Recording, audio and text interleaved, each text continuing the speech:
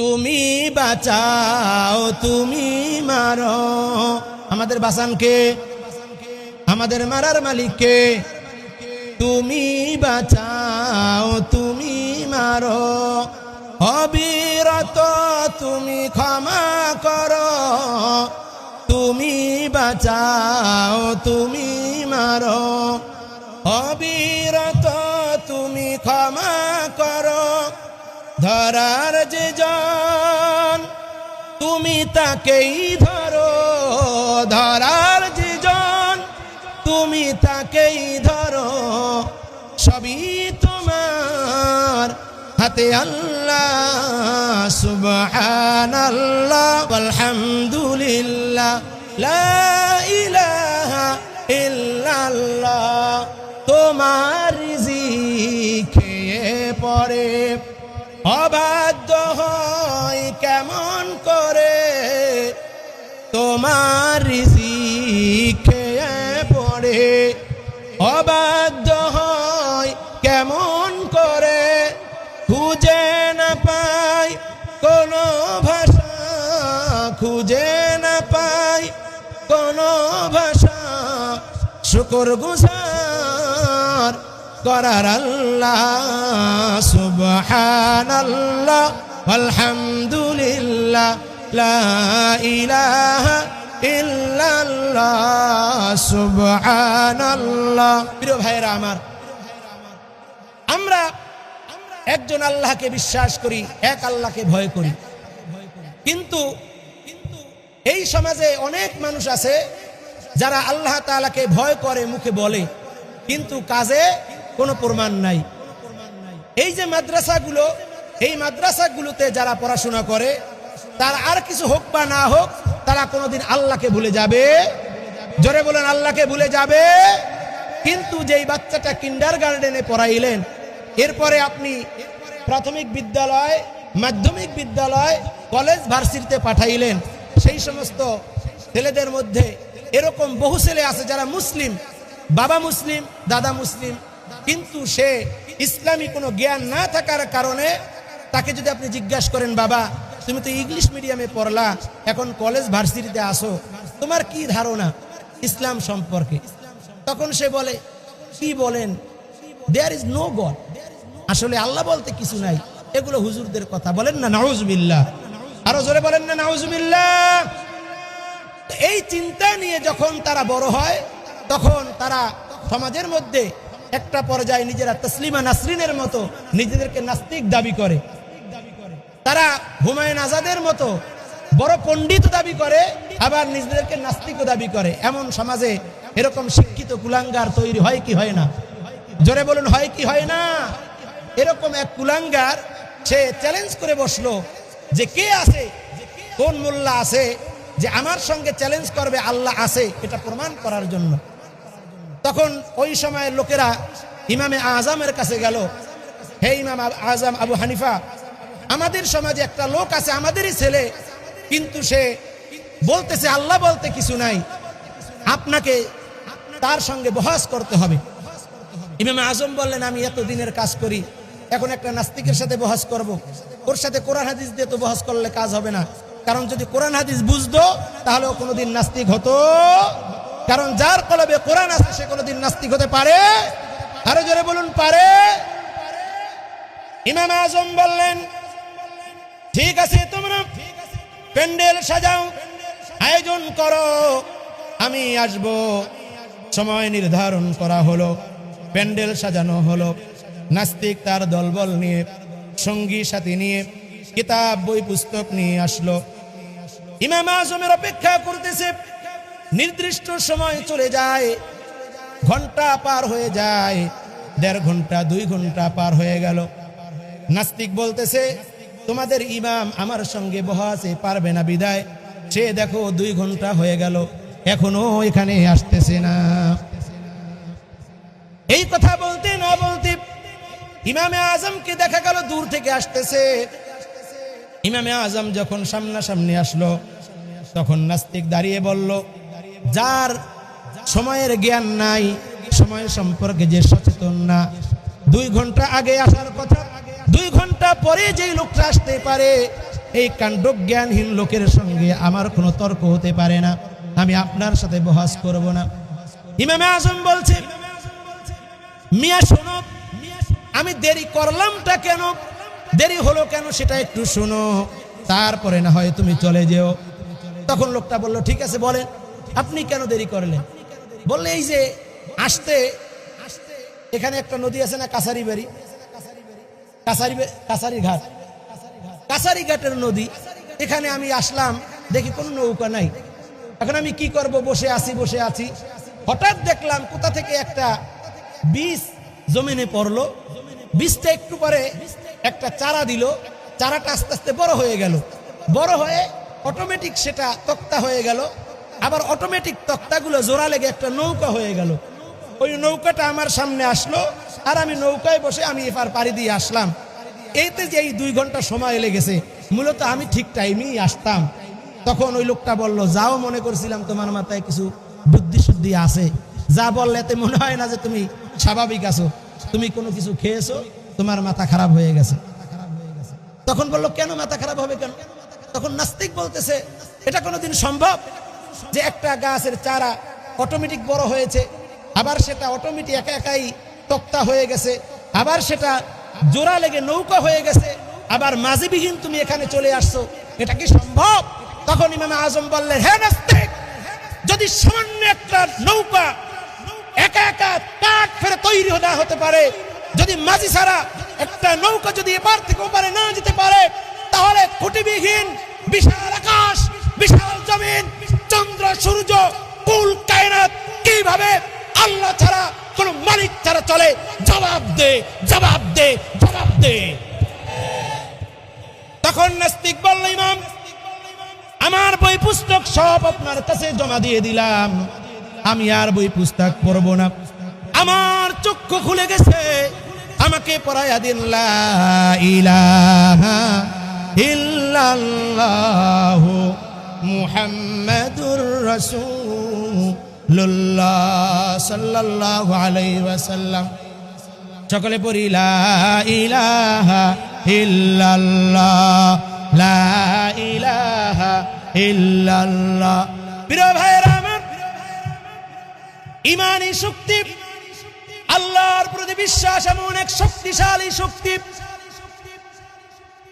রাসূলুল্লাহ মাত্র 313 জন নিরস্ত্র সহায় সম্বলহীন নিয়ে একদিকে দাঁড়িয়েছেন, অন্যদিকে 1000 সৈন্য নিয়ে আবু জাহেলের নেতৃত্বে অস্ত্র শস্ত্রে সজ্জিত, ঘোড়া আছে, উট আছে, এমন কিছু নাই যে তাদের কাছে নাই, সব নিয়ে তারা একদিকে দাঁড়িয়ে আছে। আমি যে কথাটা বললাম আপনারা শুনছেন কিনা সেটা পরীক্ষা করার জন্য আমি একটু জিজ্ঞাসা করি, একদিকে কয়জন? 313 জন। বলেন একদিকে কয়জন? যুবক ভাইয়েরা একটু এদিকে খেয়াল করেন, আপনারা যদি কথা বলেন হাসেন, আমার জুমার মসজিদেও যদি কেউ হাসেন, কথা বলতে পারি না, একটু দয়া করে একটু অল্প সময় আমার কিছু সময় দেন। আপনারা হাসলে আপনাদের দিকে আমার চোখ যায়, আমার বয়ান হয়তো বন্ধ হয়ে যাবে। একটু বলুন তো, একদিকে কয়জন? জোরে বলুন, কয়জন? আর একদিকে কয়জন? তাহলে কোথায় 313 আর কোথায় 1000? এরপরে আবার ঘটনা কি ঘটলো? আব্দুর রহমান ইবনে আউফ রাদিয়াল্লাহু তাআলা আনহু বলেন যে আমরা তো এমনিতেই দুর্বল, শক্তি কম, খাওয়া দাওয়া কম, 3 দিন 4 দিন না খায়া থাকি। আমার পাশে দুই পাশে 2 জন, এক ছোট্ট বাচ্চা, কেমন লাগে কোন? এমনিতেই তো আমার দলে লোক কম, এরপরে পাশে আবার দাঁড়াইছে 2টা শক্তিশালী লোক, থাকলে একটু সাহস পাইতাম, কিন্তু এক পাশে মাছ আর এক পাশে মুআওয়াজ। সুবহানাল্লাহ। এখন আমার মেজাজ আরো খারাপ হয়ে গেছে যে আমি কিভাবে যুদ্ধ করব, আমি তো নির্ঘাত, আমি বিপদের মধ্যে পড়ে যাব। তো আমি এই কথা ভাবতেছি, হঠাৎ করে পাশ থেকে বলতে, চাচা শুনেছি আবু জাহেল রাসূলকে অনেক কষ্ট দিয়েছে, আবু জাহেল কিটা? তখন আমি বিরক্তির সুরে বললাম, তোমরা কি দিয়ে তা দিয়ে কি করবা? আবু জাহেল কিটা? তোমরা ছোট্ট মানুষ, আসছো, দাঁড়াই থাকো। তখন মাছ বলতেছে, চাচা একটু বলেন না আবু জাহেল কি? তখন বলতেছে, আমি বললাম যে ওই যে লোকটা আসতেছে, ঘাটটা সবার উপরে, ওই লোকটা হলো আবু জাহেল। হাদিসে এভাবে বর্ণিত হয়েছে। হযরত আব্দুর রহমান ইবনে আউফ বলেন, আমি শুধু ইশারা করতে দেরি করেছি, বাস পাখির মতো ঝাঁপ দিয়ে আবু জাহেলের কল্লা মাথা থেকে আলাদা করতে বিন্দু মাত্র দেরি হয় নাই। এটা কিসের পাওয়ার? ঈমানের পাওয়ার। জোরে বলুন কিসের পাওয়ার? আরো জোরে বলুন কিসের পাওয়ার? প্রিয় ভাইয়েরা, সেই ঈমানের পাওয়ার আমাদের মধ্যে থাকার দরকার আছে না নাই? तुमर दे मुसलमान, तुमर दे मुसलमान, एक हाथ में तलवार, एक हाथ में कुरान, तुमर दे मुसलमान, तुमर दे मुसलमान, ला इलाहा इल्लल्लाह, ला इलाहा इल्लल्लाह, ला इलाहा, ला इलाहा इल्लल्लाह, ला इलाहा इल्लल्लाह। প্রিয় ভাইরা আমার, এই পৃথিবীর নাস্তিকেরা তারা ভাবে যে আমরা যা বুঝি তা পৃথিবীর আর কেউ বুঝে না, আমরা যা জানি আর কেউ জানে না। অথচ বাস্তবতা হলো আল্লাহ তাআলা বলছেন, ওয়ামা উতিতুম মিনাল ইলমি ইল্লা কালিলা। আমি পৃথিবীর যত মানুষ আছে তাদের সবাইকে সামান্যতম জ্ঞান দান করেছি। চিল্লা পড়ে আল্লাহু আকবার। যদি বলতেন কলিল তাও বোঝা যেত কিছু দিছে, কিন্তু বলেছেন কি কলিলা, অতি সামান্য জ্ঞান। এখন বলবেন হুজুর অতি সামান্য জ্ঞান বলতে কি? অতি সামান্য জ্ঞান অর্থ হলো আটলান্টিক মহাসাগর, প্রশান্ত মহাসাগর, আফ্রিকা মহাসাগর, সমস্ত সাগর মহাসাগর মিলায়া এক জায়গায় করলে যে পানি হবে, সেখান থেকে যদি একটি পাখি তার ঠোঁট দিয়া পানি উঠায়, অনেক বেশি উঠবে না নাকি খুবই সামান্য? খুবই সামান্য পানি উঠবে। ওই খুবই সামান্য পানি আর আল্লাহর জ্ঞানের বাইরে পৃথিবীর বিজ্ঞান, পদার্থ বিজ্ঞান, রাসায়নিক বিজ্ঞান, আপনার সায়েন্স, আর্টস, কমার্স, যা বলেন, যা আবিষ্কার করেছে মানুষ, সব জ্ঞান বিজ্ঞান যদি এক জায়গায় রাখে, তাহলে বঙ্গোপসাগর, মহাসাগর, প্রশান্ত মহাসাগর, আটলান্টিক মহাসাগর, সব সাগরের পানির তুলনা একটা পাখি যেই পরিমাণ পানি তুলছে, সব জ্ঞান বিজ্ঞান আল্লাহর কোরআনের বাইরে ওর থেকে বেশি হবে না। সুবহানাল্লাহ বলবেন না? আরো জোরে বলুন, আরো জোরে। প্রিয় ভাইরা আমার, এক নাস্তিক সেরকম গর্ব করে। এখন একজন কবি সে উদাহরণ দিচ্ছে, লিখেছেন এভাবে যে একটি গাধা, আপনাদের যে কাঁচা রাস্তা যখন বৃষ্টি পড়ে তখন নরম হয়ে যায় না? তো নরম হওয়ার পরে একটা গাধা ওই মাটি দিয়ে হাইটা যাইতেছে, তো যাওয়ার ফলে ওই গাধার পায়ের ছাপ পড়েছে। গাধার পায়ের ছাপ পড়ার পরে আরেক গাধা যাওয়ার সময় পেশাব করছে। এখন ওই পেশাব করার পরে কোথায় পেশাব করেছে? গাধার পায়ের ছাপের মধ্যে। পানি কি খুব বেশি? খুবই অল্প। অল্প পরিমাণ গাধার পায়ের ছাপের মধ্যে পানি। এখন এরপরে কিছুক্ষণ পরে হালকা একটা বাতাস আসছে। ওই বাতাসে একটা তিতুল পাতা, আমাদের বরিশালের ভাষা বলে ট্যাঙ্গা পাতা, আপনাদের দেশে কি বলে? তিতুলটা কি বলে? তিতুল। তাহলে আপনার তো শুদ্ধ ভাষায় কথা বলেন, তিতুল পাতা। তো তিতুল পাতা তো খুব বড় বড় নাকি? খুবই ছোট। শুধু ছোট না, কি ছোট? খুবই ছোট। ওই খুবই ছোট একটা তিতুল পাতা বাতাসের সাথে এসে ওই গাধার পেশাবের মধ্যে পড়ছে। এখন একটা পিঁপড়া গর্তের পাশে আসছে, আসার পরে দেখলো যে ওই পাতাটা আস্তে আস্তে ভাসতে ভাসতে ওই যে বাতাসের সাথে ওই গাধার পেশাবের মধ্যে একটু দোল খাইতেছে। কি খাইতেছে? দোল খাইতেছে। ওই দোলের তালে তালে ওই তিতুল পাতাটা কিনারে আসছে। এখন পিপিলিকাটা আস্তে করে ওই কিসের মধ্যে বসছে? পাতার মধ্যে বসছে। বসার পরে এখন পিঁপড়া বলতেছে, আমার জীবনের একটি স্বপ্ন ছিল, আমি টাইটানিক দেখব, টাইটানিকে চড়ব, কিন্তু আল্লাহ তাআলার দয়ায় আমি আজকে সৌভাগ্যবান, আমি টাইটানিকও পেয়ে গেলাম, এমনকি আমি টাইটানিকের একজন যোগ্য নাবিক হয়ে গেলাম। কোথায় বসে বলতেছে? গাধার পেশাবের মধ্যে তিতুল পাতার উপরে পিপিলিকা ভাবতেছে যে আমি আটলান্টিক মহাসাগরে আমি টাইটানিকের উপরে যোগ্য নাবিকের ভূমিকা পালন করতেছি। কোরআন যাদের মধ্যে নাই, কোরআন ছাড়া জ্ঞানওয়ালারা, তারা যদি মনে করে যে আমরা মহাজ্ঞানী, তাদের চিন্তা ভাবনা গাদার পেশাবের মধ্যে পিপিলিকার চাইতে আর কিছু নয়। আরো জোরে বলবেন না ঠিক? এই জন্য কোরআন হচ্ছে এমন এক মহাসত্য, মহাসাগর, যার আলো মানুষ যদি নেয় তাহলে সমাজ, রাষ্ট্র, ব্যক্তি সব কিছু সুন্দর করে দিবেন একজন। তিনি কে? আরো জোরে বলুন, তিনি কে? প্রিয় ভাইরা আমার, আল্লাহ তাআলা বলছেন, ইয়া আইয়ুহান নাসুত্তাকু রাব্বাকুমুল্লাযী খালাকাকুম মিন নাফসিন ওয়াহিদাতিন ওয়া খালাকা মিনহা যাওজাহা।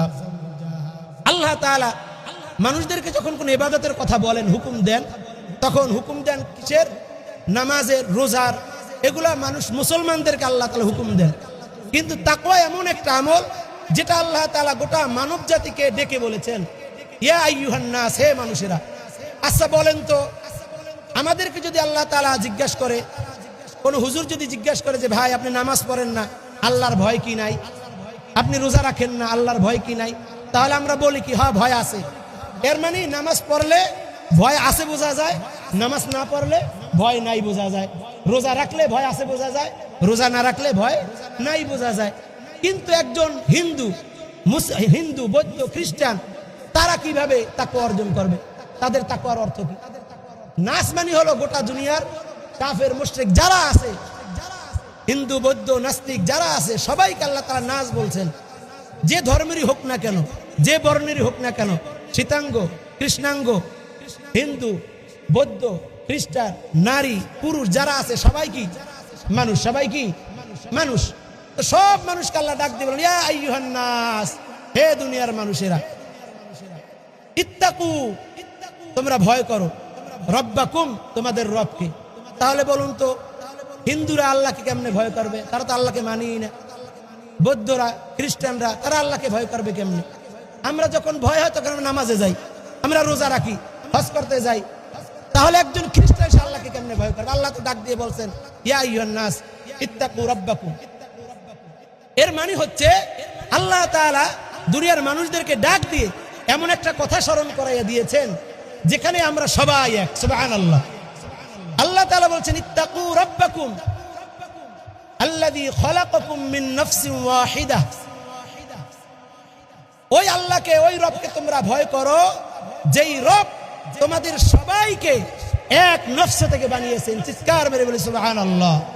সেই নফস, সেই ব্যক্তির নাম কি? আদম। সকলে বলুন, সেই ব্যক্তির নাম কি? আদম। এখন আল্লাহ তাআলা বলতে চাইলেন, হে দুনিয়ার মানুষেরা, তোমরা যেই ধর্মেরই হও না কেন, তোমাদের একথা স্মরণ রাখতে হবে, তোমরা কেউ অস্বীকার করতে পারবা না যে তোমরা আদম সন্তান। হিন্দুরা, বৌদ্ধরা, খ্রিস্টানরা সবাই একথা স্বীকার করতে বাধ্য যে আমরা সবাই কার থেকে আসছি? আদম থেকে আসছি।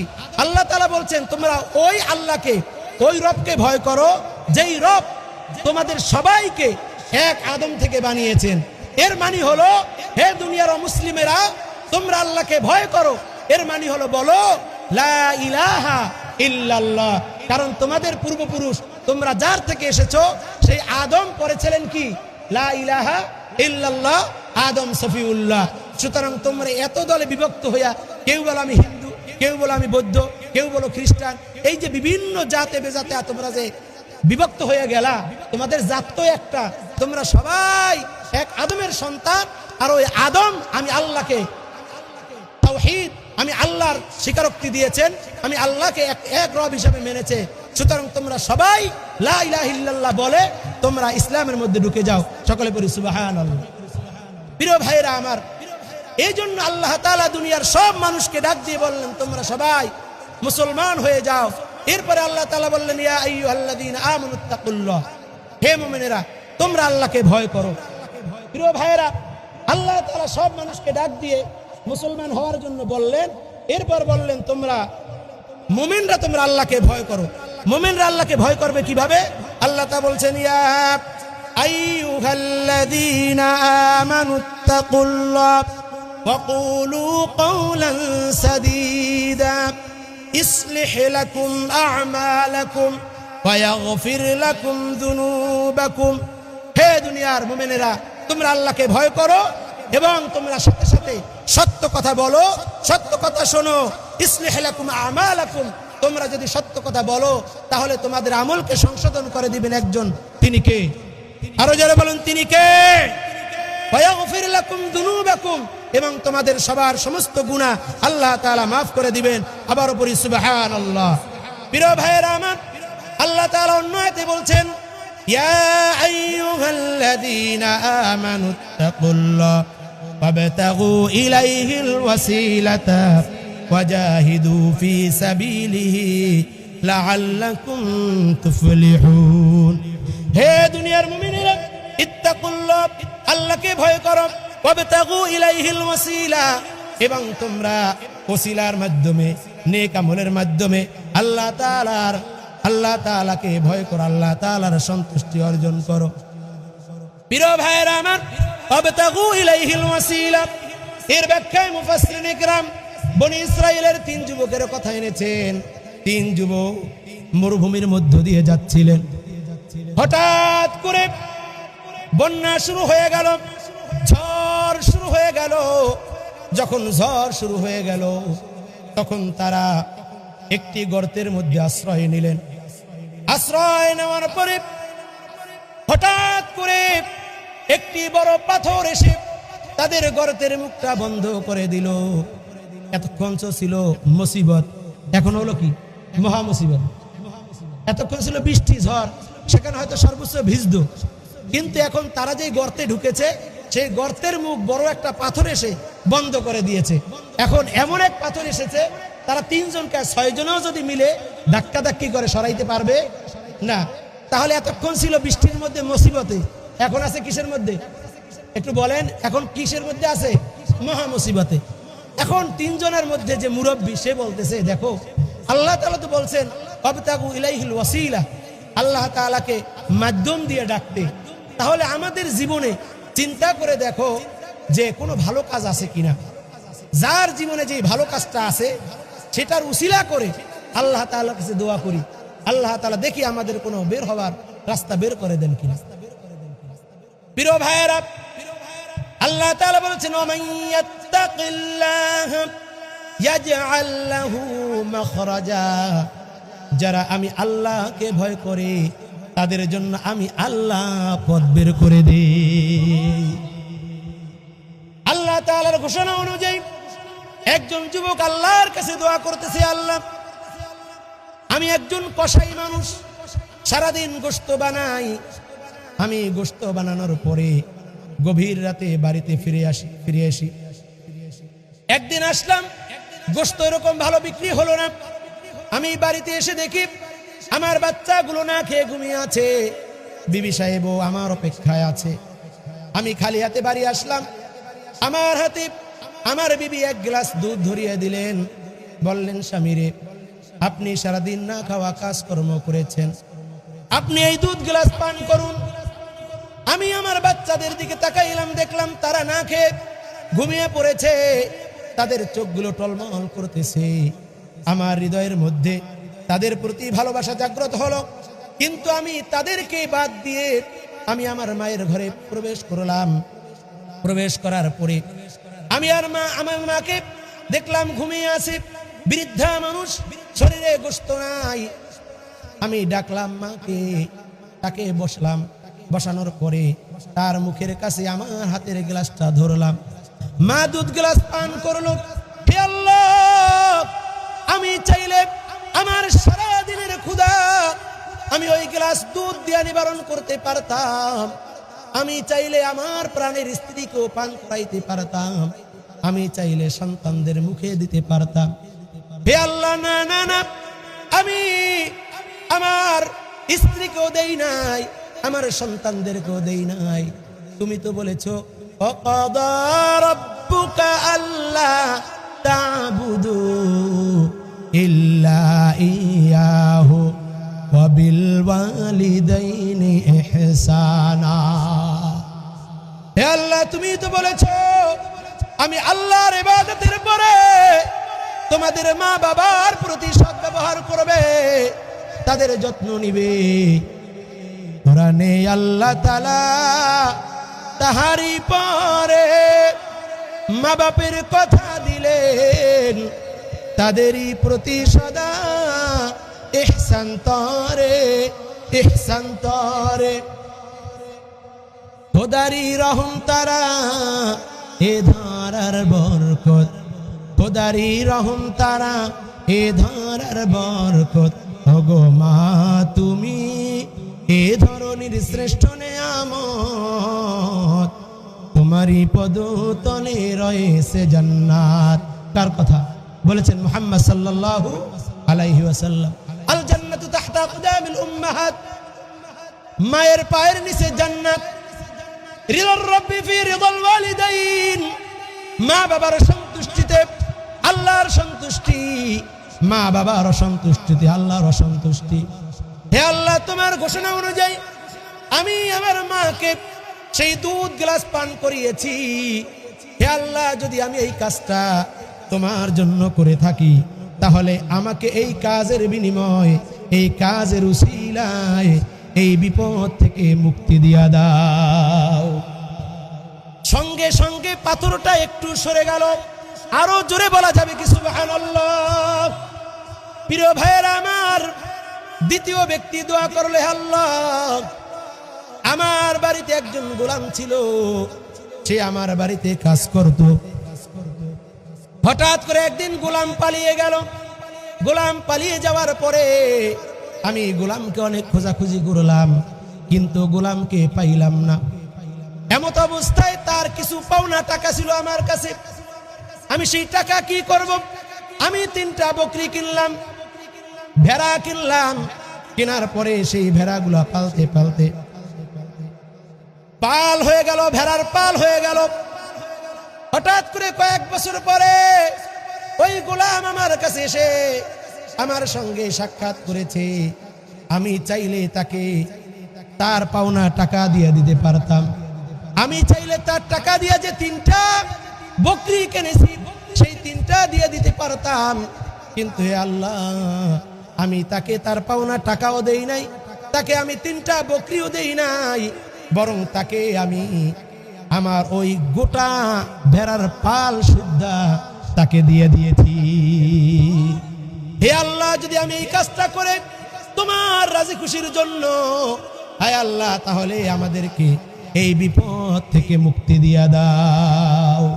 সঙ্গে সঙ্গে পাথর আরেকটু সরে গেল। সুবহানাল্লাহ।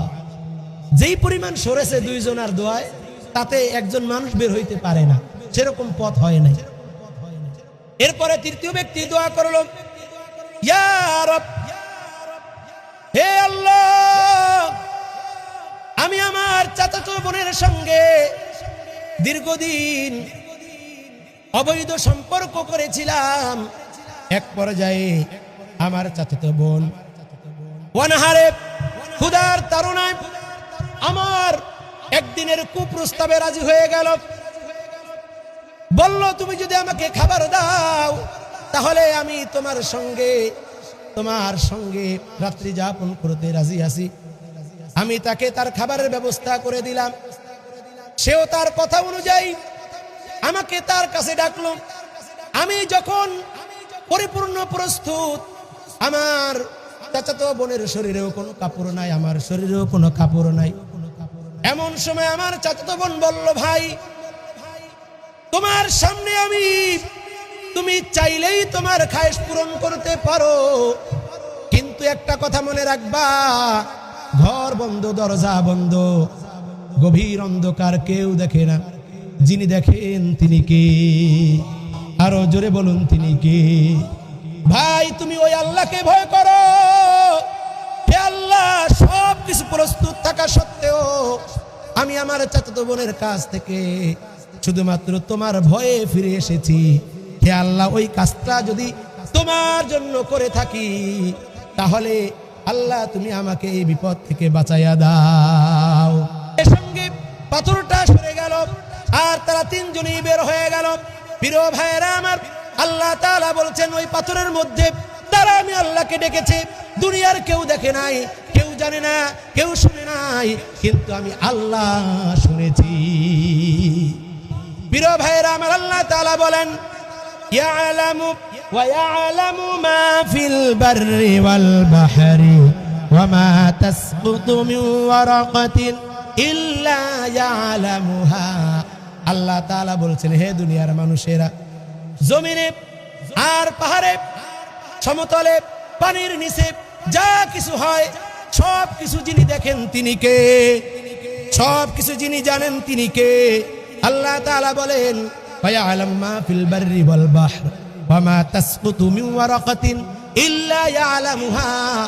দুনিয়ার কোন জায়গা থেকে যদি একটা শুকনা পাতাও ঝরে পড়ে, তার খবর আমি আল্লাহর কাছে পৌঁছে যায়।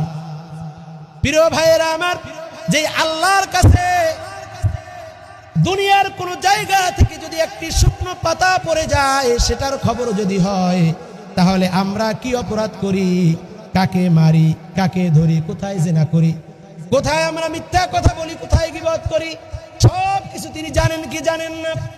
প্রিয় ভাইয়েরা আমার, একটি ছোট্ট পোকা আটলান্টিক মহাসাগরের তলদেশে পাথরের কাছে বসে যদি ক্ষুধার তাড়নায় চিৎকার মারে, পৃথিবীর কেউ না শুনলেও যিনি শুনেন তিনি কে?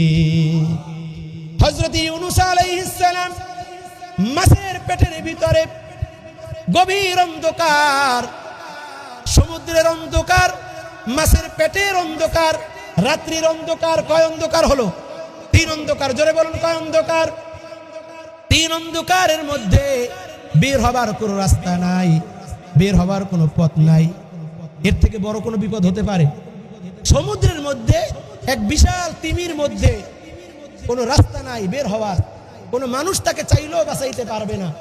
এখন সে ওখান থেকে বলতেছে, লা ইলাহা ইল্লা আনতা সুবহানাকা ইন্নী কুনতু মিনাল জালিমিন। সকলে পড়ি, লা ইলাহা ইল্লা আনতা সুবহানাকা ইন্নী কুনতু মিনাল জালিমিন। আল্লাহ তাআলা বলছেন, ইউনূসের কথা, ইউনূসের ডাক জলের কেউ শুনে নাই, স্থলের কেউ শুনে নাই, পাহাড়ের কেউ শুনে নাই, সমতলের কেউ শুনে নাই, অন্তরিক্ষের কেউ শুনে নাই, কিন্তু আমি রব্বুল আলামিন ইউনূসের ডাক আমি শুনে ফেলেছি। শুধু আমি শুনি নাই, আমি শুধু শুনি নাই, আমি ইউনূসের ডাকের সাড়াও দিয়েছি। ফাস্তাজাবনা লাহু ওয়া নাজ্জাইনাহু মিনাল গাম্মি ওয়া কাযালিকা নুনজিল মুমিনিন। আমি ইউনূসের ডাকে সাড়া দিয়েছি, এমনকি কিয়ামত পর্যন্ত যারা নিরুপায় হয়ে আমি আল্লাহকে ডাক দিবে, কোনো পথ যখন পাবে না, আমি আল্লাহ তার জন্য পথ খুলে দিব। প্রিয় ভাইয়ের, হযরত ইউসুফ আলাইহিস সালাম, জুলাইখা সব দরজাগুলো বন্ধ করে দিয়েছে, বের হওয়ার কোনো পথ নাই। যখন বিসমিল্লাহ বলে দৌড় দিয়েছে, সব রাস্তাগুলো, দরজাগুলো খুলে, তালাগুলো টাস টাস করে খুলে যিনি দিয়েছেন তিনি কে? হযরত ইব্রাহিম আলাইহিস সালাম, নমরুদ তার সঙ্গে যখন যুদ্ধে না পারে অগ্নিকুণ্ডের মধ্যে ফেলাবে, এমন সময় ফেরেশতা এসে বলছে, হে জামানার নবী, আপনি যদি আমাকে বলেন আমি আপনাকে সাহায্য করতে পারি। হযরত ইব্রাহিম আলাইহিস সালাম বলেছেন, কেন? তুমি কেন আমার সাহায্য করবে? তোমার সাহায্য কেন আমি নিব? আমি যে আল্লাহর গোলাম, যে আল্লাহর গোলামির কারণে নমরুদের আগুনের কাছে এসেছি, চরকার উপরে চড়েছি, সেই আল্লাহ কি অন্ধ নাকি? সেই আল্লাহ কি আমাকে দেখে না? সঙ্গে সঙ্গে আরশে আজিমে ডাক চলে গেছে। আল্লাহ তাআলা বলছেন, কুলনা ইয়া নারু কুনি বারদান ওয়া সালামান আলা ইব্রাহিম। হে আগুন, সারা জীবন বহু কিছু জ্বালিয়েছো, মানুষের ঘর বাড়ি পুড়িয়ে দিয়েছো, বাসে আগুন জ্বালিয়েছে, নিমিষেই ভস্ম করে দিয়েছো। আজ তোমাকে আমি নির্দেশ করলাম আমার ইব্রাহিম তোমার ভিতরে গিয়েছে, আজকে তুমি জ্বালাতে পারবে না। তুমি আমার ইব্রাহিমের জন্য আরামদায়ক ঠান্ডা জান্নাতের বাগান হয়ে যাও। প্রিয় ভাইয়েরা আমার, হযরতে মূসা আলাইহিস সালাম নীল দরিয়ার পাশে দাঁড়ানো, তিন দিক থেকে ফিরআউন তার দলবল নিয়ে এসেছে। আপনাদের কষ্ট হচ্ছে, আপনারা যদি উঠতে থাকেন তাহলে কিন্তু আমার বয়ান কন্টিনিউ করা কঠিন হয়ে যাবে। আমরা অল্প সময় ইনশাআল্লাহ বয়ান চালাবো, রাজি আছি ইনশাআল্লাহ? প্রিয় ভাইয়েরা আমার, মুমিন শাহীর মানুষ, আমরা সব সময় বলি তাবলীগ জামাতের সেই বিশ্ব ইস্তেমার সামনে তারা থাকে, সুবহানাল্লাহ। চরমরাইয়ের ময়দানেও তারা সবার সামনে। আমরা আশা করি জান্নাতেও সবার আগে যাবে। আমি আপনাদের এলাকায় এসে ধন্য হয়েছি, আমিও চাই আপনাদের সঙ্গে যেন আল্লাহ তাআলা একত্রে জান্নাতে যাওয়ার ব্যবস্থা করে দেন। সকলে চিল্লায় পড়ি আমিন। প্রিয় ভাইয়েরা আমার, হযরতে ইউনূস হযরতে মূসা আলাইহিস সালাম নীল নদীর পারে, তিন দিক থেকে ফিরআউন তার দলবল নিয়ে ঘেরাও করেছে। সামনে নীল নদ, অতল দরিয়া, শুধু পানি আর পানি দেখা যায়, ডানে বামে সামনে পিছনে সব জায়গায় বিপদ। তিন দিকে ফিরআউন তার দলবল নিয়ে, আর সামনে কি? নীল নদী। এখন কোথায় যাবে? সাধারণ মানুষ মূসা আলাইহিস সালামকে তার সঙ্গী সাথীরা বলল, ইয়া মূসা ইন্না লামুদরাকুন, হে মূসা আমরা তো পাকড়াও হয়ে গেলাম। কি বলেন? তারা পাকড়াও হয়েছেন না? পাকড়াও হয়ে গেছেন। একদিকে নদী, তিন দিকে এত বড় শত্রু। লিকুল্লি নাবিয়্যিন আদুওয়াম মিনাল মুজরিমিন, প্রত্যেক নবীকেই ওই সমাজের সবচাইতে পাপিষ্ঠ, নষ্ট, বেয়াদব লোকগুলো কষ্ট দিয়েছে। চিল্লায় বলেন ঠিক কিনা? মূসাকে ফিরআউন কষ্ট দিয়েছে, ইব্রাহিমকে নমরুদ কষ্ট দিয়েছে, নবী মুহাম্মদুর রাসূলুল্লাহকে আবু জাহেল, উতবা, শাইবা, ওলীদ ইবনে মুগীরা, নজর ইবনে হারিস কষ্ট দিয়েছেন কি দেন নাই? জোরে বলুন, দিয়েছেন কি দেন নাই? এই যে 16 বছর উলামায়ে কিরামকে কষ্ট দিয়েছেন না? দিয়েছেন কিনা? আমাদের সামনে, আপনাদের সামনে উলামায়ে কিরামকে ভিলেন বানিয়েছে, ল্যাংটা করে ছেড়ে দিয়েছে। এক রাজা, এক বাদশা, সে যুদ্ধে হেরে গিয়েছে। সেনাপতিকে ডাকলো, সেনাপতি আমরা হারলাম কেন? আমাদের তো হারার কোনো কারণ নাই, আমাদের এত লোকবল, এত শক্তিশালী, আমরা গোটা প্রশাসনকে ডবল ডবল বেতন দিয়া আমাদের পক্ষে নিয়েছি, ঠিক কিনা? পুলিশ তাদের যা বেতন ছিল 3 ডবল বাড়াইয়া ফেলেছি আমাদের ক্ষমতার বলে। আমরা গোটা দেশের রাস্তাঘাট, মানুষের খাবার, চিকিৎসা, কোনো কিছুর ভালাই নাই। আমাদের মন্ত্রীরা যখনই সর্দি জ্বর হয় তখন কোথায় যায়? বিদেশ চলে যায়। আর আমাদের দেশের মানুষেরা ক্যান্সারের রোগী, কিন্তু চিকিৎসা পায় না। এখন বলতেছে বাচ্চা যে কেন আমরা কেন ঠকলাম? আমাদের তো ঠকার কোনো কারণ নাই। কি কারণে ঠকলা বলো? এখন প্রধান সেনাপতি বলছে যে রাজামশাই কি বলবো, আপনি তো বলছেন কোনো কারণ নাই আমাদের ঠগার। আমি তো দেখি অনেক কারণ, গুনে গুনে আমি দেখলাম আমাদের ঠগার 1টা 2টা কারণ না, বরং 101টা কারণ। কয়টা কারণ? 101টা। হেফাজতের নেতাদের মারছে না, পিলখানায় হত্যা করছে না, ছাত্রদেরকে মারছে না, জেল, জুলুম, অত্যাচার, জরিমানা, গুম, খুন, কোনটা বাদ দিয়েছে বলেন? এরপরে বলে আমরা কোনো দোষ করি নাই, আমাদেরকে যারা তাড়িয়েছে তারা হলো রাজাকারের বাচ্চা। বলেছে কি বলে না? আপনি আজকে 13 তারিখ, আপনি চান যে টুপুস করে বাংলাদেশে ঢুকবেন, সেই স্বপ্ন আগামী 13 তারিখ তো দূরের কথা, আগামী 13 বছরও সেই স্বপ্ন পূর্ণ হবে না।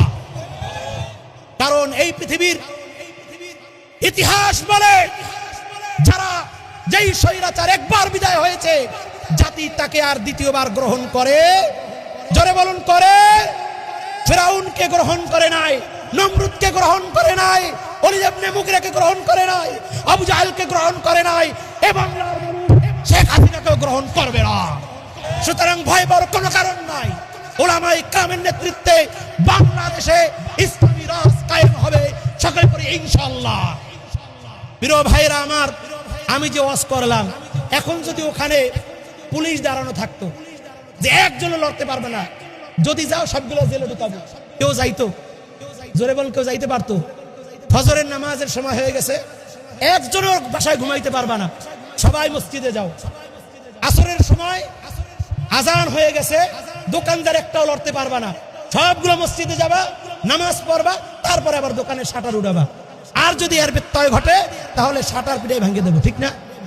যদি এই কথা বলতো প্রশাসন, সরকার যদি ঘোষণা দিয়ে দিত, তাহলে একজন মানুষও বেনামাজি থাকতো না। কিন্তু পৃথিবীর বাস্তবতা হলো, আমার বাংলাদেশের 92% মুসলমান, আপনি হিসাব করে দেখেন 5 ওয়াক্ত নামাজি কয়জন আছে? জামাতে মসজিদে এসে 5% মানুষ রেগুলার নামাজ পড়ে, এটা আপনি বলতে পারবেন না, ঠিক কিনা? অথচ আমরা গর্বের সাথে বলি আমরা মুসলমান। অথচ একজন মুসলমানের 5টা কাজ, মোট কাজ কয়টা? 5টা। কালিমা, নামাজ, রোজা, হজ, যাকাত। তা কালিমা এটা তো ঈমান, এটা তো সবার মধ্যে এমনিতেই থাকে, স্বাভাবিকভাবে এটার জন্য আলাদা কোনো কষ্ট করা লাগে না। তো আছে তারপরে কি? নামাজ, রোজা, হজ, যাকাত। দেখেন, হজ এটা শুধুমাত্র বড় লোকের উপরে আসে, আর যাকাত এটাও বড় লোকের উপরে আসে। শুধু থাকলো কি? নামাজ আর রোজা। এখন এই নামাজ আর রোজা, এই দুইটা মাত্র আমল একজন মানুষের জন্য। এই যে রোজা, তাও আসে কতদিন পর? 1 বছর পর। শুধুমাত্র নামাজ ছাড়া আর কোন আমল আছে? কিন্তু সেই কাজটা আমরা করতে পারি না। বছরের পরে বছর, 52 বছর ধরে, 54 বছর ধরে আমরা ওয়াজ করলাম, কিন্তু মানুষ এখন পর্যন্ত 5%ই আছে। অথচ এই যে নামাজের কাজ, এটা তো শুধুমাত্র আলেমদের ওয়াজের কাজ না, এটা তো আপনার নির্দেশ দিবে সরকার। নির্দেশ দিবে কে? সরকার। সরকার কেন নির্দেশ দিবে? আমার কথা না, আমার বানানো কথা না, আমার বাবার কথা না। এ কথা বলেছেন কে? জোরে বলুন, কথা বলেছেন কে? আল্লাহ। আল্লাহ তাআলা বলছেন, আল্লাযীনা ইম্মাক্কান্নাহুম ফিল আরদি আকামুস সালাতা ওয়া আতাউয যাকাতা ওয়া আমারু বিল মা'রুফি ওয়া নাহাউ আনিল মুনকার। আল্লাহ তাআলা বলছেন, আমার বান্দারা যদি রাষ্ট্র ক্ষমতায় যায়, তাহলে তারা 4 দফা কাজ করবে। কয় দফা? ধরে বলুন, কয় দফা? 4 দফা কাজ করবে। 1 নম্বর তারা কাজ করবে, তারা নামাজ কায়েম করবে। কি করবে? 2 নম্বরে যাকাত আদায় করবে। 3 নম্বরে সৎ কাজের আদেশ দিবে। 4 নম্বর অসৎ কাজ থেকে মানুষকে বিরত রাখবে। তাবলীগের ভাইয়েরা বিশ্বব্যাপী কাজ করতেছে, সৎ কাজের আদেশ, অসৎ কাজের নিষেধ। এই যে সারা পৃথিবীতে দাওয়াত দিতেছে, এই যে আমারু বিল মা'রুফ, আমর বিল মা'রুফ, অর্থাৎ আমর মানে হলো নির্দেশ দেওয়া। কি দেওয়া? নির্দেশ দাও। এটা এরকম না যে বাবা তুমি নামাজ পড়ো, বরং কি করা? হুকুম করা, আদেশ করা। এখন আদেশ করতে পারবে কে? যার পিছনে চেয়ার আছে, ক্ষমতা আছে। আপনি যাই যদি গায়ে বেটা নামাজ পড়, দোকান বন্ধ কর, আপনার পিঠে সেটা ভেঙে দেবে, ঠিক কিনা? আর যদি চেয়ারম্যান যাই বলে, তাহলে ও দোকান বন্ধ করতে বাধ্য। বেটা দোকান বন্ধ করবি না, তোর বাবা করবে। এই জন্য আমর করতে হইলে আপনার ক্ষমতা লাগবে। এই জন্য আল্লাহ তাআলা বলছেন, ওয়ালতাকুম মিনকুম উম্মাতুন ইয়াদউনা ইলাল খায়রি ওয়া ইয়া'মুরুনা বিল মা'রুফ ওয়া ইয়ানহাউনা আনিল মুনকার। তোমাদের মধ্যে এমন একটা দল থাকবে যারা মানুষকে সৎ কাজের আদেশ দিবে। নাকি ওয়াজ করবে? আদেশ দিবে না ওয়াজ করবে? আদেশ দিবে। ওয়া নাহাউ আনিল মুনকার, এবং তাদেরকে মন্দ কাজ থেকে বিরত রাখবে। তাহলে এটা দলের কাজ। কিসের কাজ? দলের কাজ।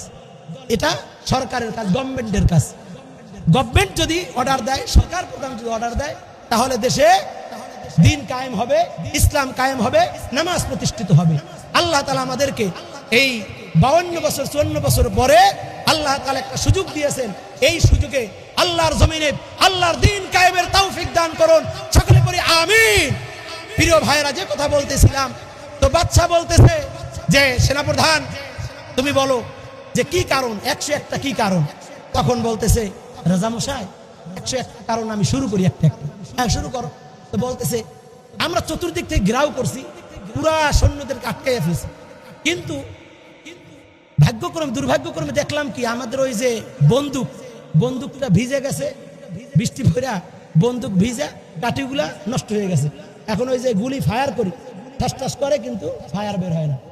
এখন রাজা বলতেছে, তুমি থামো থামো, তুমি এই 101টা যে কারণ বলবা, এর প্রথম কারণটাই তো কাম সারা হয়ে গেছে। কারণ গুলি যদি না বাইরে, তুমি আর কি কারণ বলবা?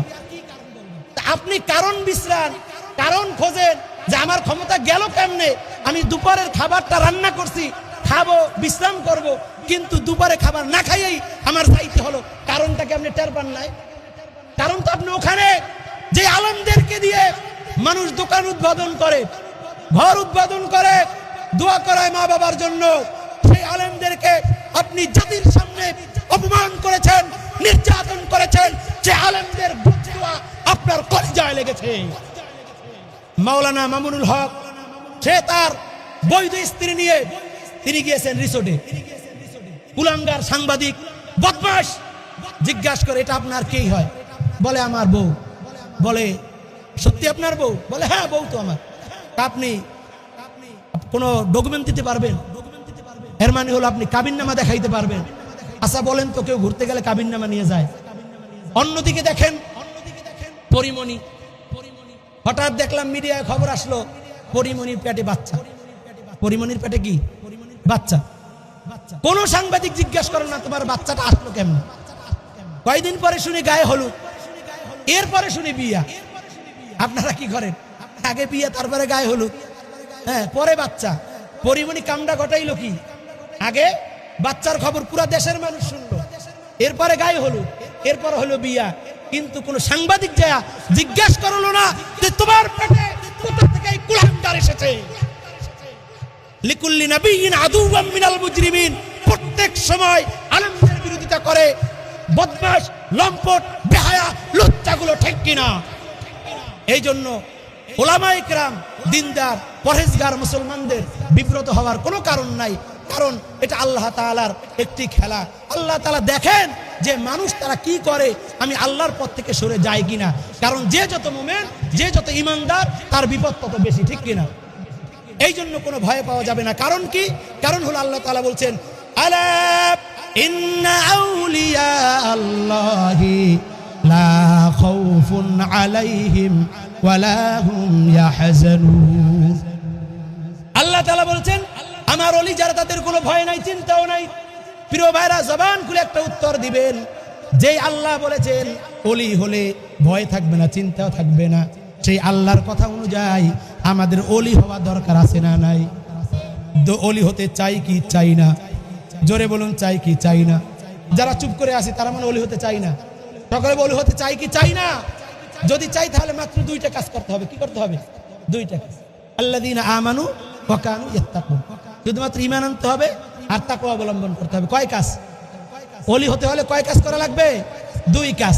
দুইটা কাজ করলেই আল্লাহ তাআলা ওলি বানিয়ে দিবেন।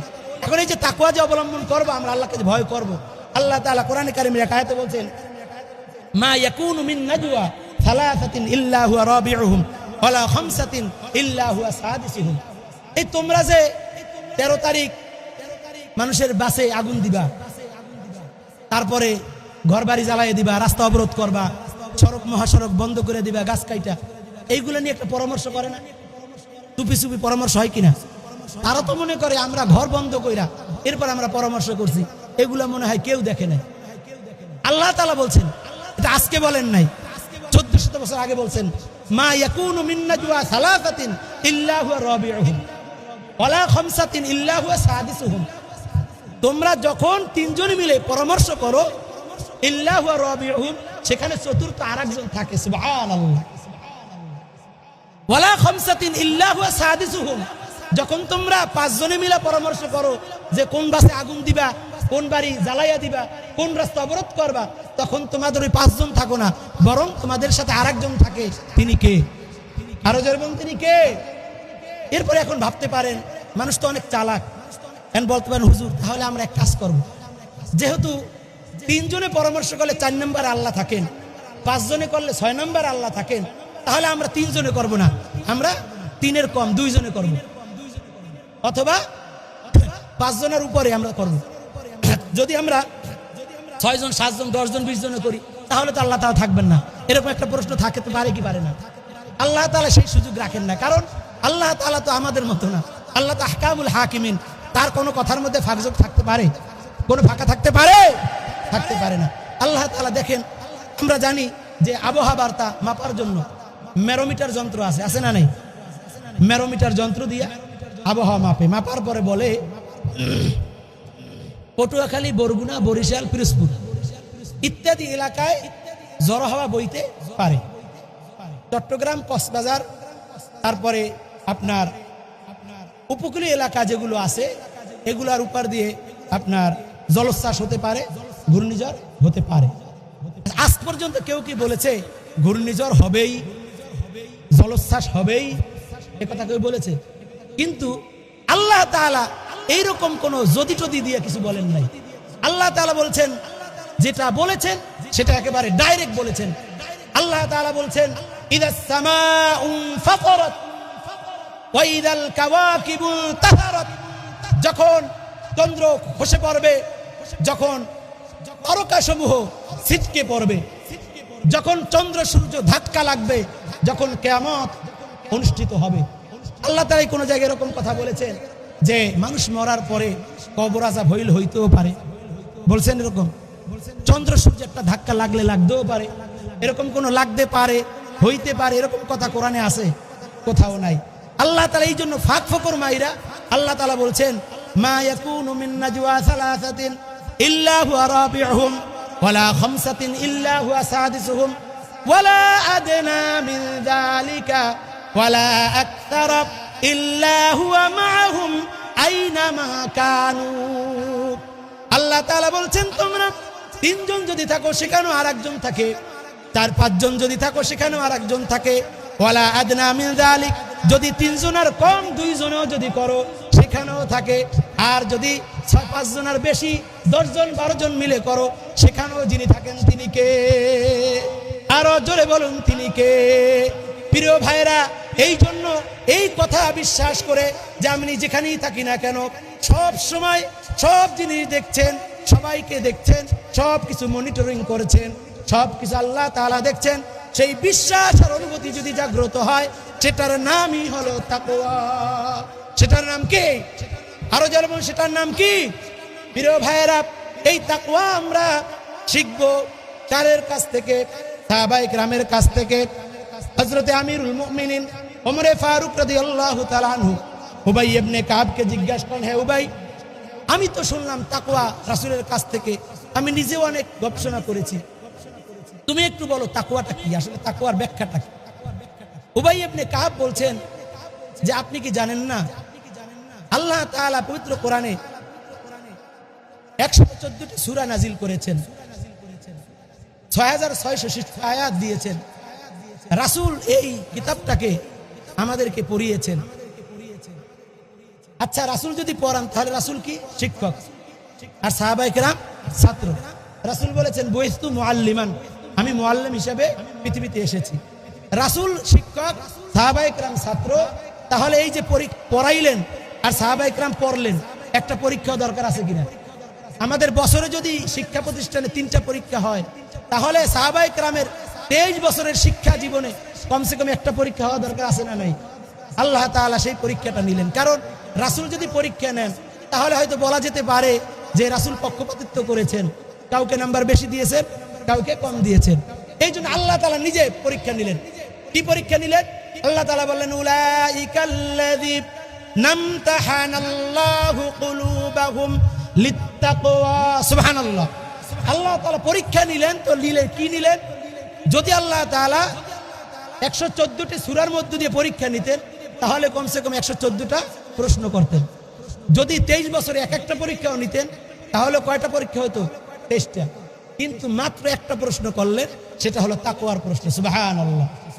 এই যে মাদ্রাসা, ছাত্ররা পড়তেছে, ওস্তাদরা পড়াইতেছে, এখানের মূল কাজ হলো তাকওয়া অর্জন করা।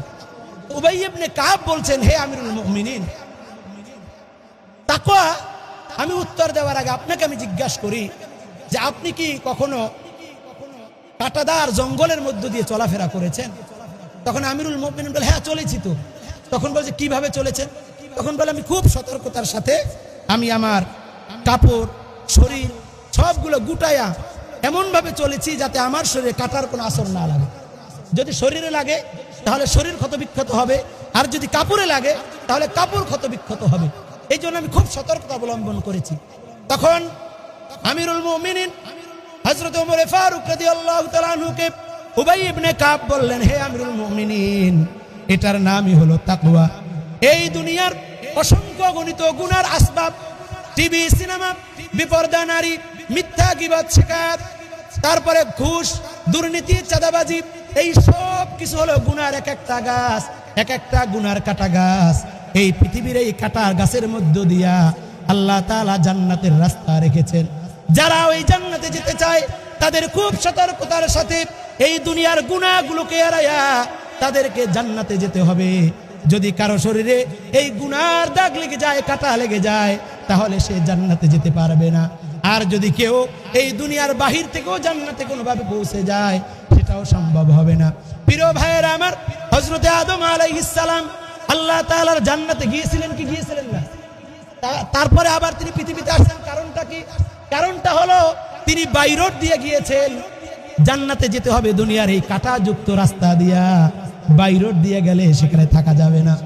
এই জন্য আল্লাহ তাআলা কিছুদিন পরে আদমকে দুনিয়াতে পাঠাইলেন যে আদম, জান্নাতে আসার সঠিক পথ হলো দুনিয়ার সেই কাঁটাযুক্ত গুনার আসবাবের মধ্য দিয়া নিজেকে বাঁচায়া তারপরে আমার জান্নাতে আসতে হবে, তাহলেই তুমি জান্নাতে চিরকাল থাকতে পারবা। প্রিয় ভাইয়েরা, হযরত আলী কাররামাল্লাহু ওয়াজহা বলেন, তাকওয়া হলো চার জিনিস: আল খাউফু লিল জালিল, ওয়াল আমালু বিত তানজিল, ওয়াল কানাআতু বিল কলিল, ওয়াল ইস্তিদাদু লিয়াউমির রহিল। তাকওয়া কয় জিনিসের নাম? চার জিনিসের নাম। আল খাউফু লিল জালিল, সব সময় ভয় করতে হবে একজনকে, তিনি কে? আরো জোরে বলুন, তিনি কে? সকলে জিকির করি সুবহানাল্লাহ ওয়ালহামদুলিল্লাহ লা ইলাহা ইল্লাল্লাহ। দ্বিতীয় নাম্বার হলো ওয়াল আমালু বিত তানজিল। দ্বিতীয় নাম্বার হলো আল্লাহর কোরআন অনুযায়ী আমল করতে হবে। ব্যক্তি, সমাজ, রাষ্ট্র, এমনকি গোটা দুনিয়া আল্লাহর কোরআন অনুযায়ী চালাইতে হবে। নামাজ যেমন কোরআন অনুযায়ী পড়ি, রোজা যেমন কোরআন অনুযায়ী রাখি, দেশটাকেও সেইভাবে চালাইতে হবে, সমাজটাকেও সেইভাবে চালাইতে হবে। তিন নাম্বার হলো ওয়াল কানাআতু বিল কলিল, অল্পে তুষ্টি থাকা। কিতে তুষ্টি থাকা? শুক্রবার যখন জেলাপি দেয়, দেখবেন ছেলেরা, ছোট্ট মানুষ, দুইটা তিনটা দিছে, ও লইতে পারে না, এরপরও ঘুইরা আর এক দরজায় যায়, মানে ওর আরো দরকার, আরো দরকার।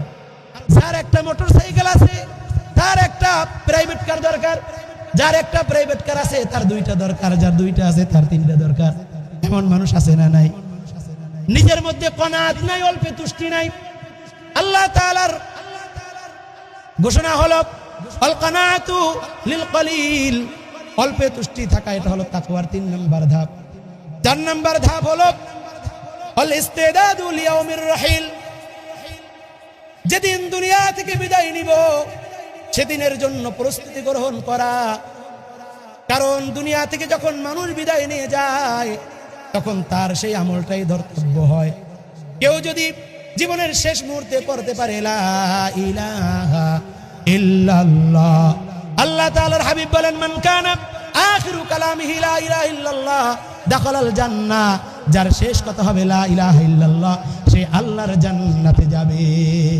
এই জন্য প্রিয় ভাইয়েরা, পরকালীন জীবনের শুরু আছে, কোনো শেষ নাই। এই জীবনে যারা একবার ঢুকেছে আর ফিরে আসে নাই, এই জন্য পরকালীন জীবনের শুরুটাই কষ্ট। পরকালীন মান মাতা ফাকাদ কামাত কিয়ামাতুহু, যার মরণ হয়ে গেল তার কিয়ামত শুরু হয়ে গেল। একটি কথা বলেই আমরা ইনশাআল্লাহ দোয়া করব, প্রিয় ভাইরা, শেষ যাত্রাটা যদি ভালো হয়ে যায়। আল্লাহর হাবিব বলেন, ইযা উযিআল মাইয়িতু ফি কবরিহি জাআল কুরআনু ইনদা রাসিহি ওয়াস-সালাতু আন ইয়ামিনিহি ওয়াস-সাওমু আন শিমালিহি ওয়াসাইরুল হাসানাতি ইনদা রিজলাই। যখন মানুষটা ভালো হয়, তাকদীর যদি ভালো হয়, তার নামাজ তার মাথার কাছে এসে যায়, ওই মৃত্যু ব্যক্তির পায়ের কাছে তার সব আমল জমা হয়ে যায়। ডান দিকে তার নামাজ জমা হয়ে যায়, বাম দিকে তার রোজা জমা হয়ে যায়। হাদিসে এসেছে, ভালো আমলগুলো একজন সুস্ত্রী পুরুষের আকৃতি ধারণ করে। তখন মৃত্যু ব্যক্তি জিজ্ঞাসা করে, মান আনতা, তুমি কে? তখন ওই আমলগুলো, আমলের তৈরি একজন সুস্ত্রী যুবক, সে বলে, আনা আমালুকা সালিহ, আমি তোমার নেক আমল। তখন ওই সুস্ত্রী বালকটা বলে, যতদিন পর্যন্ত আমি তোমাকে জান্নাত পর্যন্ত না নিতে পারবো, ততক্ষণ পর্যন্ত আমি তোমার এই কবরের সঙ্গী হয়ে থাকব। এরপরে যার তকদির খারাপ, তার আমলগুলো, তার মিথ্যা কথাগুলো, তার চুরি, তার ডাকাতি, তার ছিনতাইকারী, চাঁদাবাজি সবগুলো একত্রিত হয়ে তার পাশে দুর্গন্ধযুক্ত ভয় বৃদ্ধের আকারে পাশে বসে। তখন ওই লোকটা বলে, আমার তো এমনিতে ভয় লাগে, তোমার শরীর থেকে গন্ধ আসে, তুমি কেন আমার পাশে এসেছো? তুমি কে? বলে, আনা আমালুকাল খাবীথ, আমি তোমার বদ আমল। বলে, তুমি আমার কাছে কেন এসেছো? বলে যে, আমি তোমার কাছে এসেছি যতক্ষণ পর্যন্ত তোমাকে জান্নাতে না নিব ততক্ষণ পর্যন্ত আমার শান্তি নাই, আমি তোমাকে ছেড়ে যাব না। বলেন না নাউজুবিল্লাহ। প্রিয় ভাইয়েরা আমার, মরণ এমন এক কঠিন বিপদ। আল্লাহর হাবিব মৃত্যুর 5 দিন আগে অসুস্থ হয়ে পড়লেন, সবাই কান্নায় ভেঙে পড়লো। হযরতে ফাতেমাও কান্না করে, অন্যান্য সাহাবীরা সবাই কান্না করে। রাসূলের মুহাব্বত সবচেয়ে বেশি ফাতেমার জন্য। ফাতেমাকে ডাকলো, ফাতেমা মা, তুমি কান্না করো না, আমার কাছে আসো। ফাতেমা সামনে আগাইয়া গেল, কানটা রাসূলের মুখের কাছে লাগাইলো। রাসূল কি যেন ফিসফিস করে বলল, হযরতে ফাতেমার কান্না থেমে গেল। রাসূলের বিবি জিজ্ঞাসা করলেন, আয়েশা বললেন, মা, তোমাকে তোমার বাবা কি বলেছেন যে তোমার কান্না থেমে গেছে? ফাতেমা বলছে যে, আমার বাবা আমাকে বলেছে, আমার বাবা দুনিয়া থেকে বিদায় নেওয়ার পরে সর্বপ্রথম আমার সাথে সাক্ষাৎ হবে। সুবহানাল্লাহ। তখন তাদের আর বুঝতে বাকি রইল না যে রাসূলুল্লাহর দুনিয়া থেকে বিদায়ের পরে সর্বপ্রথম যিনি বিদায় নেবেন তিনি হযরতে ফাতেমা। প্রিয় ভাইয়েরা, রাসূলুল্লাহর মৃত্যুর যন্ত্রণা শুরু হয়ে গেল। মালাকুল মউত আজরাইল আসলো। হযরতে জিবরিল আমিন বললেন, ইয়া রাসূলুল্লাহ, ইয়া হাবিবাল্লাহ, আমি আমার সঙ্গে একজন মেহমান নিয়ে এসেছি, ইতিপূর্বে আর কখনো আপনার সামনে তিনি আসেন নাই, আপনি যদি অনুমতি দেন তাহলে আপনার সাথে সাক্ষাৎ করবে। রাসূল বললেন, যদি আমি তাকে অনুমতি না দিই তাহলে কি করবে? বলে যে সে চলে যাবে। তখন রাসূলুল্লাহ বললেন, ঠিক আছে, আসতে দাও। মালাকুল মউত আসলো। আসার বলল, ইয়া রাসূলুল্লাহ, ইয়া হাবিবাল্লাহ, আপনি যদি চান আল্লাহ আপনার সাথে মোলাকাতের জন্য অধীর আগ্রহ নিয়ে আছেন, আপনার সাথে মোলাকাতের জন্য আপনার রব ইন্তজারে আছেন, আর যদি আপনি বলেন যে কিয়ামত পর্যন্ত পৃথিবীতে থাকবেন তাহলে আমাকে চলে যেতে বলেছেন। তখন আল্লাহ রাসূল বললেন, না, আমার রব যেহেতু আমার ইন্তজারে আছে, সুতরাং তুমি আমাকে নিয়ে চলো, আমি আর দেরি করতে চাই না, আমার রবের সঙ্গে সাক্ষাৎ করতে চাই। যখন অনুমতি দিল, সঙ্গে সঙ্গে হযরত জিবরিল আমিন এভাবে তার হাতটা বুকের উপর রাখলেন। বুকের উপর রাখার সঙ্গে সঙ্গে হযরতে নবী করিম সাল্লাল্লাহু আলাইহি ওয়াসাল্লাম বলেন, ভাই জিবরাইল, তুমি আমার বুকের উপরে কি রেখেছো? আমার মনে হচ্ছে উহুদ পাহাড়টা আমার কলিজার উপরে চাপিয়ে দিয়েছো। ভাই জিবরাইল, তুমি আমাকে বলো যে আমার গুনাহগার উম্মতের কি অবস্থা হবে, তাদেরকেও কি এরকম যন্ত্রণা দিবা নাকি? তখন জিবরিল আমিন বলে, সবার যন্ত্রণা হবে, ওয়াজাআত সাকরাতুল মাউত বিল হক, মৃত্যুর যন্ত্রণা সত্য, সবার যন্ত্রণা হবে। তখন রাসূলুল্লাহ বললেন, ভাই জিবরাইল, আমার উম্মত তারা এই কষ্ট সহ্য করতে পারবে না, আমার উম্মতকে এই কষ্ট দিও না, যত কষ্ট লাগে আমাকে দিয়ে দাও, আমার উম্মতের জন্য মৃত্যুর কষ্ট বাকি রেখো না। হযরত জিবরিল আমিন বললেন, ইয়া রাসূলুল্লাহ, আমি আপনাকে সেই গ্যারান্টি দিতে পারি না, আপনার উম্মতকে যে মৃত্যুর যন্ত্রণা দিব না সেই কথা আমি বলতে পারি না, তবে আপনাকে একটা কথা বলতে পারি, আপনার যে উম্মত দৈনিক 5 ওয়াক্ত নামাজের পরে আয়াতুল কুরসির আমল করবে, তার মৃত্যু কলসি থেকে পানি ঢাললে যেরকম গড়গড়ায়া কলসি থেকে পানি পড়ে কোনো কষ্ট হয় না, পিপিলিকার কামড়ে যেরকম তেমন কোনো অনুভব হয় না, আপনার ওই উম্মতের মৃত্যুতেও এর চাইতে বেশি কষ্ট হবে না। প্রিয় ভাইয়েরা আমার, হযরতে ঈসা আলাইহিস সালাম তিনি তার উম্মতের কাছে যখন দাওয়াত দিচ্ছেন, উম্মতেরা বলছে, হে জামানার নবী ঈসা, আপনি আপনাকে আমরা বিশ্বাস করব যদি আপনি একটা কারামত দেখাইতে পারেন। বলে কি কারামত, তোমরা কি দেখতে চাও? বলে আমাদের এই পুরাতন গোরস্থান। এই কথাটা কি শেষ করব নাকি? এই কথাটা শেষ করি, ইনশাআল্লাহ দোয়া করব। তো বলতেছে যে আমাদের এই পুরাতন কবরস্থান, এখান থেকে যদি আপনি একজন মানুষ জীবিত করে দেখাইতে পারেন তাহলে আমরা আপনাকে নবী হিসাবে মেনে নিব, আমরা আর কোনো আপত্তি করব না। হযরত ঈসা আলাইহিস সালাম পুরাতন 1000 বছর আগের একটি পুরাতন গোরস্থান, সেখানে গেলেন আর আল্লাহর কাছে দোয়া করলেন, হে আল্লাহ, আমার কওমের লোকেরা আমাকে মৃত্যু মানুষ জিন্দা করতে বলতেছে, তারা নাকি তাহলে আমার উপর ঈমান আনবে, আল্লাহ আমি কি করব? আল্লাহ বললেন, হে ঈসা, তুমি যাও কবরস্থানের পাশে গিয়ে তুমি বলো কুম বিইذনিল্লাহ। হযরত ঈসা আলাইহিস সালাম গোরস্থানের পাশে দাঁড়াইয়া বললেন, কুম বিইذনিল্লাহ, হে কবরে কে আছো, আল্লাহর নামে কবর থেকে উঠে যাও। চিৎকার মেরে বলেন আল্লাহু আকবার। হযরত ঈসা আলাইহিস সালাম বলতে দেরি, মাথা থেকে ধুলা বালু ঝাড়তে ঝাড়তে একজন লোক দাঁড়াইয়া যাইতে দেরি হয় না। দাঁড়াইয়া বলে, ইয়া আম্মি আসসালামু আলাইকুম, হে চাচা আসসালামু আলাইকুম। তখন হযরত ঈসা আলাইহিস সালাম বললেন, হে তুমি কে, তুমি আমাকে চাচা বলছো কেন? বলে, হে চাচা, আমি হলাম সাম, আমার বাবা হযরতে নূহ, আমি হযরতে নূহ আলাইহিস সালামের ছেলে সাম। বলে, তুমি সাম বুঝলাম, তুমি যে সাম সেটার কোন প্রমাণ আছে? আমি তো আমার কিতাবে দেখেছি যে হযরতে নূহ আলাইহিস সালামের যুগে, ইব্রাহিম আলাইহিস সালামের যুগ পর্যন্ত কারো চুলদারি পাকে নাই। তাহলে তোমার তো পুরা শরীরের চুলদারি তো দূরের কথা, ভুরু পশম পর্যন্ত পাকা, তাহলে তুমি নূহ আলাইহিস সালামের ছেলে, সেটা বুঝবো কিভাবে? তখন সাম বলল, হে চাচা, আমি যখন মৃত্যুবরণ করি, মালাকুল মউত যখন আমার বুকের উপরে হাত দিয়েছে, আমার রূহ আমার শরীর থেকে বের হওয়ার জন্য যেই দৌড়াদৌড়ি ছুটাছুটি করেছে, আজরাইল খপ করে আমার জানটা যখন বের করে নিয়েছে, সেই মরণের যেই ধাক্কা আমি খেয়েছি, সেই যে ভয় আমার কলিজায় ঢুকেছে, ওই সময় আমার শরীরে চামড়াগুলো কুঁচকে গিয়েছে, আমার পশমগুলো, আমার লোমগুলো, আমার চুলগুলো ওই সময় পেকে গিয়েছে। এরপরে হযরত ঈসা আলাইহিস সালাম বলতেছেন, ভাতিজা তাহলে বলো তোমার শরীর থেকে এখনো কেন ঘাম বের হয়? ঘাম। তখন বললেন, চাচা, আমার শরীর থেকে ঘাম বের হয় ওই যে মালাকুল মউতের থাবা 1000 বছর পার হয়ে গেছে, ওই থাবা, ওই আক্রমণে আমি যেই ভয়টা পেয়েছি, আমার শরীরে যে আঘাতটা লেগেছে, ওই আঘাতের কারণে আজ অবধি আমার শরীর থেকে ঘাম ঝরতেছি।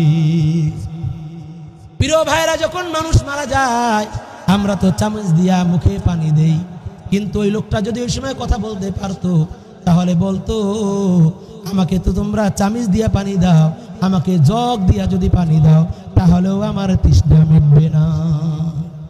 সাকারাতের বিছানাতে কি যে যন্ত্রণা, 7 সমুদ্র পানি দিলেও তৃষ্ণা মিটে না। প্রিয় ভাইয়েরা আমার, এরপর হযরত ঈসা আলাইহিস সালাম বললেন, ঠিক আছে ভাতিজা, তুমি তো জীবিত হয়েছো, মানুষ তো বাঁচতে চায়, তাহলে তুমি কি বলো, আমাদের সঙ্গে যাবা নাকি, পৃথিবীতে থাকবা নাকি? বলে, হে চাচা, আমি যদি থাকি তাহলে কি আমার আবার মরণ হবে? বলে, হ্যাঁ ভাতিজা, তুমি যদি পৃথিবীতে থাকো, আমার সঙ্গে কাটাও, দিন কাটাও, তাহলে তোমার আবার মরণ হবে। বলে, চাচা, যে মরণের ধাক্কা আমি একবার খেয়েছি 1000 বছর আগে, সেই ধাক্কা থেকে এখনো বের হইতে পারি নাই। আমার থাকতে মন চায়, আমারও বাঁচতে মন চায়, কিন্তু মরণের যে ধাক্কা আমার শরীরে লেগেছে, সেই মরণ যদি আবার আমাকে ধাক্কা দেয়, সেই ধাক্কা সহ্য করার ক্ষমতা আমার নাই। সুতরাং আপনি আমাকে যে অবস্থায় ছিলাম সেই অবস্থায় ফিরাইয়া দেন। এই জন্য প্রিয় ভাইয়েরা, আমাদের সবার মরা লাগবে কি লাগবে না? আরো জোরে বলুন, লাগবে কি লাগবে না? এই জন্য হযরত আলী বলেন, তাকওয়ার 4th নাম্বার স্তর হলো আল ইস্তিদাদু লিয়াউমির রাহিল পরকালীন জীবনের যাত্রার জন্য পাথেয় জোগাড় করা। এই জন্য আমরা সবাই আল্লাহর কাছে দোয়া করব, হে আল্লাহ, এই গভীর রাত্র পর্যন্ত তোমার কোরআন দিয়ে আমরা শুনলাম, তোমার হাদিসের কথা শুনলাম। আমরা এখান থেকে এক কাপ চাও পাবো না, একটা বিস্কুটও পাবো না। আমরা যেদিন দুনিয়া থেকে বিদায় নিয়ে যাব, আমাদের মরণটা আসান করিয়া দিও, আমাদের কবরটাকে জান্নাতের টুকরা বানাইয়া দিও। এই নিয়ত করি আর জীবনের গুনাহগুলো চিন্তা করে করে আমরা সকলে ইস্তেগফার পরি আস্তাগফিরুল্লাহ, আস্তাগফিরুল্লাহ, আস্তাগফিরুল্লাহ, আস্তাগফিরুল্লাহ, আস্তাগফিরুল্লাহ রাব্বি মিন কুল্লি যামবিন আতুবু ইলাইহি লা হাওলা ওয়ালা কুওয়াতা ইল্লা বিল্লাহিল আলিয়্যিল আযীম। সকলে বলি আল্লাহুম্মা সাল্লি আলা সাইয়্যিদিনা ওয়া নাবিয়িনা ওয়া শাফিঈনা ওয়া হাবিবিনা ওয়া মাওলানা মুহাম্মদ সাল্লাল্লাহু আলাইহি ওয়া আলা আলিহি ওয়া সাহাবিহি ওয়া বারাকা ওয়া সাল্লাম।